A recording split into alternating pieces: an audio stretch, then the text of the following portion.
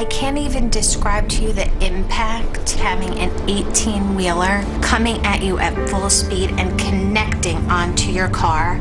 I mean, you can imagine 2 cars going about 70 miles an hour in opposite directions, hitting head on. I just remember the truck being on top of me like that and just trying to make sure that I could move.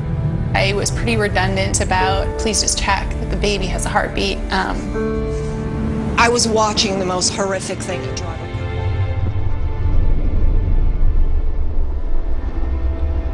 The what ifs. You know, I've thought about that a lot. You play the what if game. It's inevitable. You're gonna do it. And say I survived, but you know, my legs didn't make it out of the car with me. Where would I be now? What would I be doing now?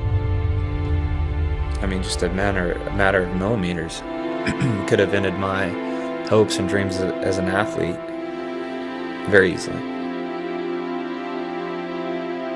That day, we were just any old regular weekend up in Santa Barbara and to enjoy Danny's soccer games. So we started back, and I guess we're probably about 45 minutes in the trip, and you know, the 101 freeway up there is not well lit. We're just driving along, just chatting about the night and whatever else. Cruise control, 70 miles an hour, not thinking about too much. And I remember climbing a slight rise. Next thing I know, the car that was in front of me swerved off the road. I was in the passenger seat, so I think I was the first one to see the oncoming car. And I remember saying to Dan, I just said, "Oh, Dan."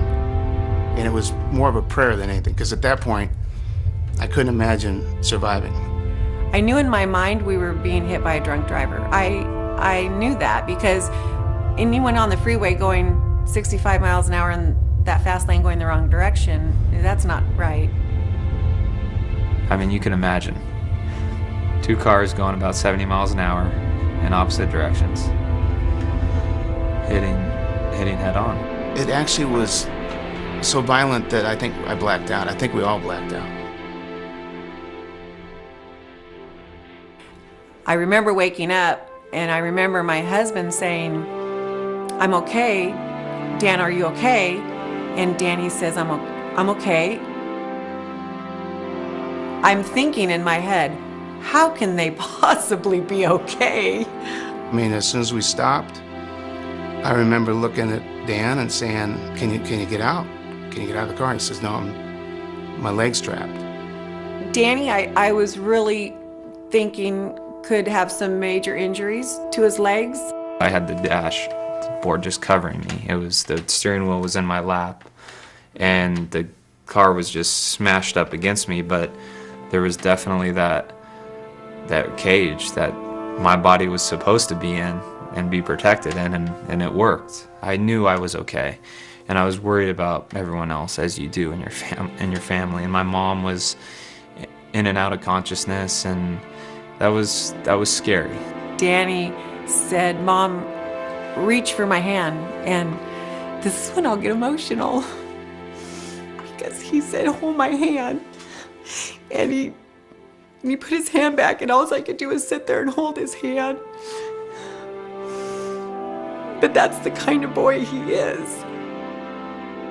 You could see the way the 101 freeway is set up. It's hilly, it's on the cliffs, and you could see the fire engines and the ambulance coming. You could see them coming, but it was just like, it couldn't come fast enough. It really couldn't. The next decision for me was to stay with Dan, because they said they're going to take 45 minutes to an hour to cut, with a Jaws of Life, cut him out of the car. My little brother, who doesn't seem very little, but to me he always is, I had to sit in the car and while he was trapped, as the firemen asked my dad to stay with him or go with my mom, and how brave he must have had to been to say, "Dad, go with Mom." They had to take the door off to get me out, and this is the emergency brake. There's just a little space back there that my legs fit in, and they slid in and out of there safely, and I was well protected. When he showed up, it was just a great moment in my life. We all checked out fine. I can't even explain how lucky and fortunate we were to, to be in that car and to be that safe. We couldn't believe it. Danny played his soccer game the next day, which was amazing. I spent one night in the hospital just so they could check everything out. I checked out okay, and actually was released the next day to go watch him play soccer. We were in the wrong place at the wrong time, but we were in the right car.